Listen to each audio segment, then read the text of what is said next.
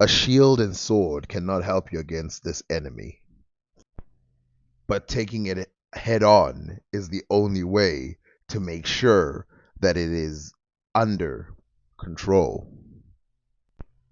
It's so small that one should not fear it, but it's so effective that those who don't fear it will feel its wrath.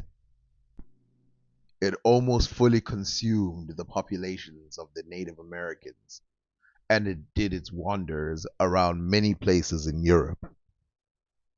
In Africa, though it seems that this disease had always been under control, the numbers of the dead prior to colonization were very low.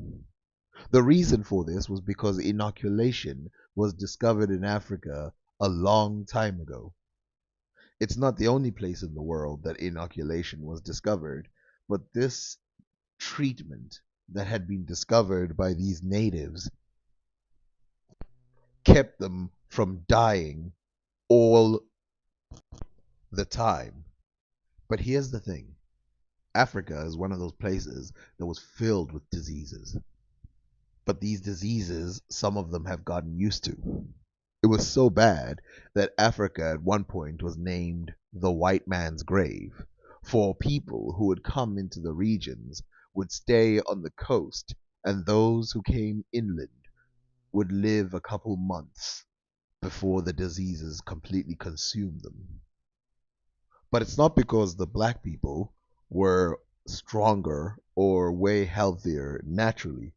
Instead, they had created several types of medicines that helped them survive. Tens of Europeans would go back to America or Europe and state that they had seen diseases which they had not yet dealt with being defeated by so called witch doctors, traditional healers in the appropriate way. The curious sent missions in the form of explorers and others, and of course, they did not just give them this task. One of these people was Bodick T. Edward. Bodick T. Edward wrote about his time around these people. And even though he didn't see them as extremely sophisticated compared to some of the other people that he would run into in Europe and Asia, he did not dismiss them. One thing that he paid attention to was the very small details. And this is what he had to say about the diseases and medicines that they treated. The Jolloffs are tall in stature, and in figure and features are remarkable for regulatory and dignity. The principal diseases which afflict the inhabitants of Sair are the ophthalmia, the itch, and leprosy, which covers those whom it attacks to such a degree as to turn them almost entirely white. The children are subject to a swelling of the stomach, which leaves them as they grow older. In the greater number, the navel, owing to the awkwardness of the midwives, is of an enormous length. At the end of the rainy season, colds and pulmonary complaints are very common. The smallpox is not very destructive.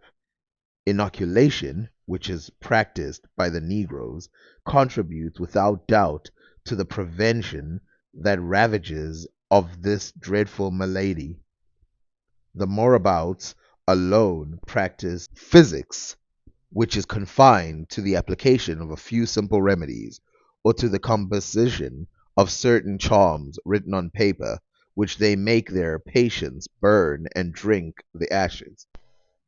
In today's world, people don't believe in therapy, but religion used to be therapeutic. Not only that, conversations with the spiritual leader would be therapeutic in its nature. Now, the funny part is the people of Africa practice these too, but we haven't left what I was talking about in terms of inoculation. For example, what about further south, going away from Senegal? what if we go to the Ashanti? Well, we know that the Ashanti had many various inoculations, and one of them would be known to them, and of course, the Moors.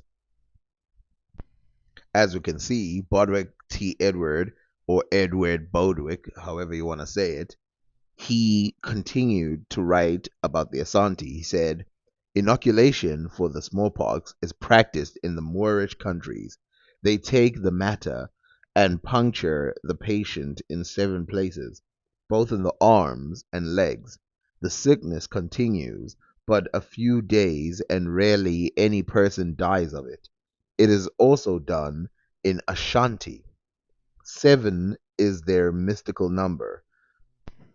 So what you can see here is a continuation of tradition that not only did inoculation exist in one tribe, it wasn't some accident that one tribe ran into, but instead existed in the entire region in different places. Some people who didn't even practice the same religions as he states before he starts mentioning this part. And all in all, these people were free from something that could take you out in no time. They really found a way to cheat death. But hey, I've got a question.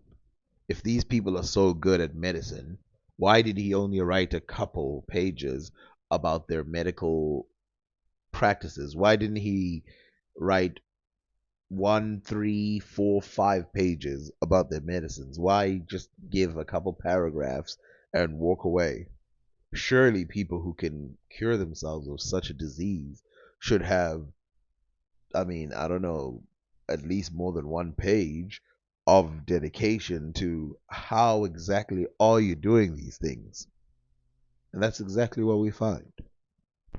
These are the list of medicines that are listed by Bodwick T. Edward and a bunch of doctors who came and realized that some are effective, and so they wrote down those that they found effective. Now, one of the problems with it is that a lot of the Africans would use the plant itself instead of extracting the thing that helps. And so, a lot of the time, these doctors would be unsatisfied with the information that were given. They must have taken that really personally, because afterwards, when these cures or these medicines made their way to Europe, credit was completely taken away from Africans. And in fact, Africans were reported to be dying by large numbers because they had no medical practices, they had no building structures. Everything that is written about in the books of people like Bodil T. Edward and so many other Europeans who made their way to Africa at the time in the 1700s had suddenly just turned to ash, like the medicines that the Africans had turned to ash in the mouths of the Europeans. Instead, they were singing a completely different song, one that they had completely made up, and the tune was violence. It was not only the upper class that was afforded medicine within the African kingdoms. The physicists, or the chemists, that existed, that Bodwick T. Edward brags about in Africa, did not just limit their thoughts and their desires of treating the community to the kings and the queens, but instead also the slaves. In fact, the slaves knew very well how to inoculate themselves from diseases. So much so that a doctor from Boston, when a outbreak of smallpox happened, cited an African slave for helping to inoculate the disease within that area. We can see here from Wikipedia that it's written about this event in 1716, shortly before Onesimus had described to Mather the process of inoculation that had been performed on him and others in his society in Africa. A Mather reported in a letter, people take juice of smallpox and cut the skin and put in a drop. In the book, African Medical Knowledge, The Plain Style and Satire in the 1721 Boston inoculation controversy, Kelly Weisskopf wrote that Onesimus is believed to have been inoculated at some point before being sold into slavery, or during the slave trade, as he most likely traveled from the West Indies to Boston. The variolation method of inoculation was long practiced in Africa among sub-Saharan African people. The practice was widespread among enslaved colonial people from many regions of Africa and throughout the slave trade in the Americas. Slave communities continued to practice of inoculation despite regional origin. Mather followed Onesimus's medical advice because, as Margaret Minardi writes, inferiority had not yet been indelibly written onto the bodies of Africans. Additionally, Mather believed that disease, specifically smallpox, was a spiritual and physical punishment, so he saw a cure as God's providential gift, as well as the means of receiving recognition from New England society and reestablishing the influence of the religious figures in politics. When Boston experienced a small outbreak in 1721, Mather promoted inoculation as protection against it, citing Onesimus and African folk medicine as a source of the procedure. His advocacy for inoculation met resistance from those suspicious of African medicine. Doctors, ministers, laymen, and Boston city officials argued that the practice of inoculation would spread the disease and that it was immoral to interfere with the working of divine providence.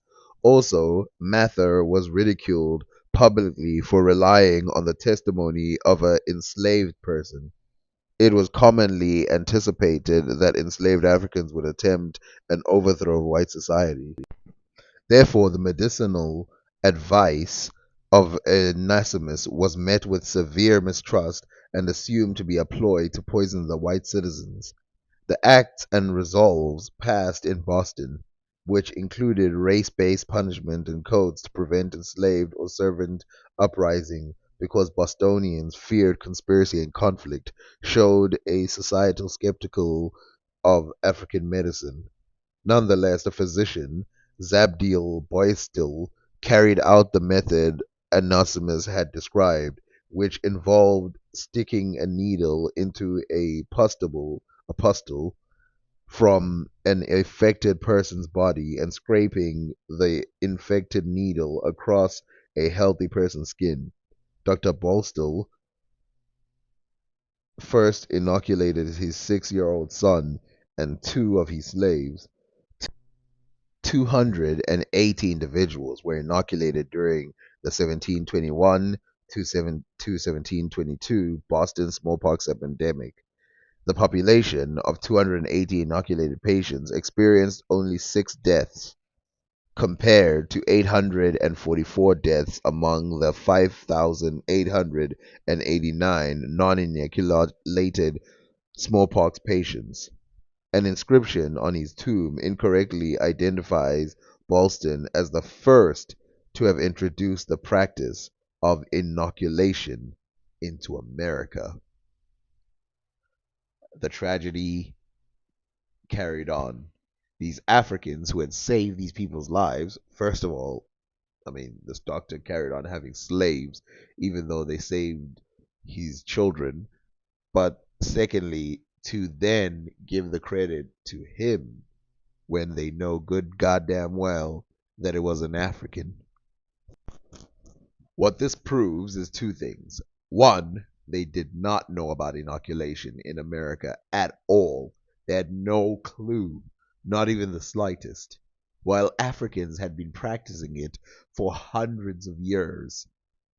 Both north and south.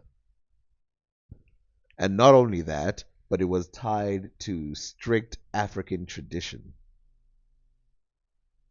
This truly shows that tribal, or whatever you want to call it, life and tribal medicines have always had some real application, and that Africans had always been a step ahead in some ways.